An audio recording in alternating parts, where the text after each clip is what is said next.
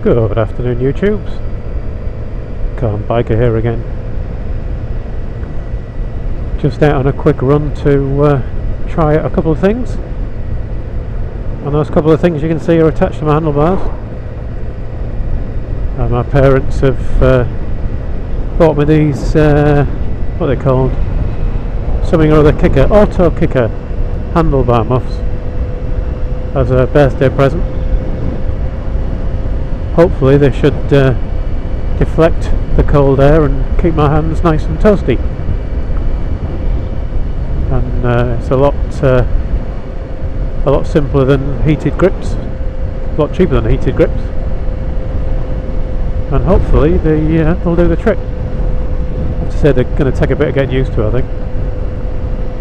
It's strange not being able to see my hands and working the controls from feel alone rather than actually being able to look down and see things.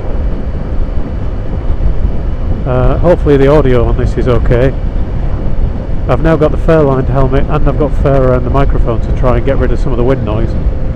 Unfortunately, I've also got my visor open a crack. You might be able to spot from the picture that I haven't got the pin lock in.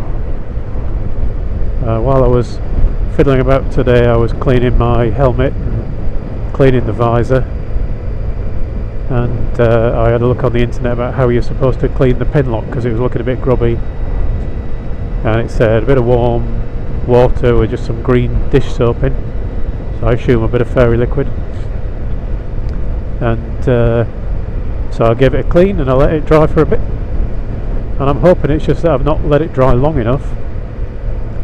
But I put it all back together, walked out the house, and within 2 seconds the entire inside of the pinlock section was misted up.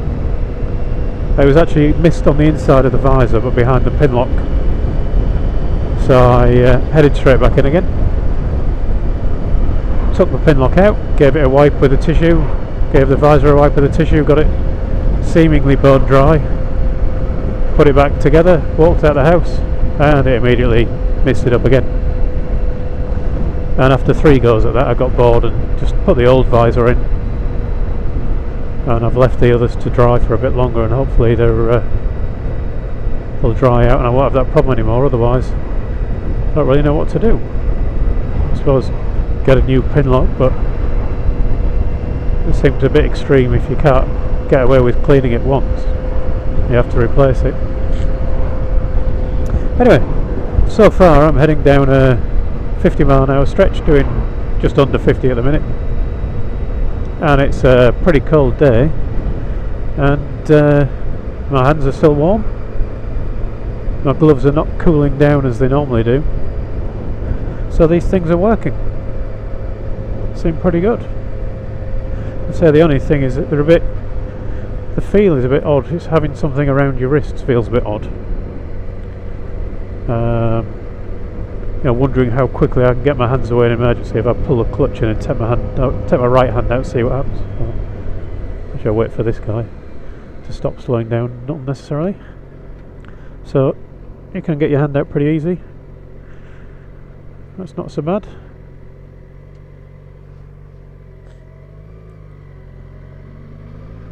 We've got a bit of that, have we?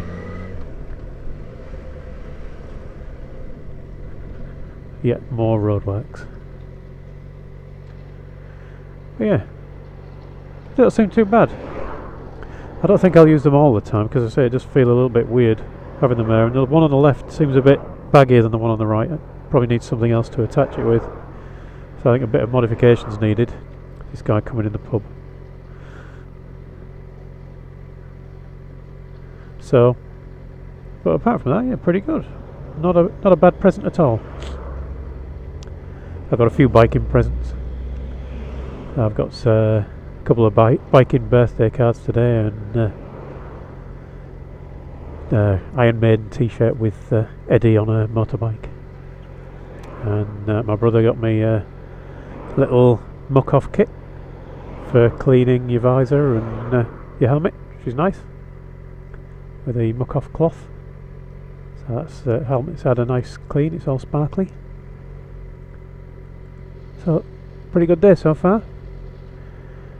The only slight downside to the day was that this morning I turned up to the doctor's for a blood test for the old diabetes. I have to go back in a week and find out how I've done over the last year, or well, 9 months I think it is since my last one. So hopefully I'll find out that we're still doing okay and I've not developed a problem. A lot of people are reliant on this test. It's called the HbA1c test, and it gives an idea of your blood sugar over the last well, they say 3 months. In reality it's mainly the last month. The last 3 months do matter. What it's doing is looking at the amount of sugar that's managed to attach itself to your blood cells, and your blood cells in general only last about 3 months before they die and they're excreted and replaced with new ones. So they're looking at the blood cells that you've got, but it's weighted towards the current month because they're the new blood cells that have taken on all the sugar recently. They're the ones that seem to get looked at, as I understand it. It's quite a good measure of how well you're controlling your diabetes, rather than not the alternative, but the additional bit that I do of actually checking my blood sugar myself after eating. As I said in the diabetes video, well worth getting your own test kit so you can test your sugar yourself. But yeah, that's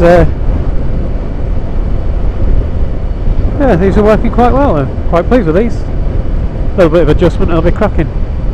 I was a bit worried that they might pull levers. I don't want them switching the brake on full accidentally for me, but I don't think that's going to happen now. I've actually tried them, and keeping a couple of fingers on the brake is going to stop that anyway, so that's not really a problem. So yeah, pretty good. Yeah, that's enough waffle from me. Hopefully you've been able to understand it.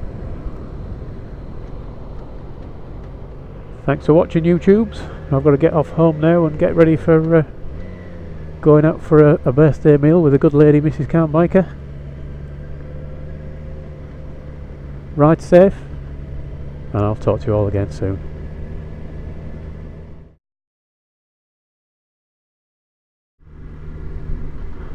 A little update to the video about the muffs,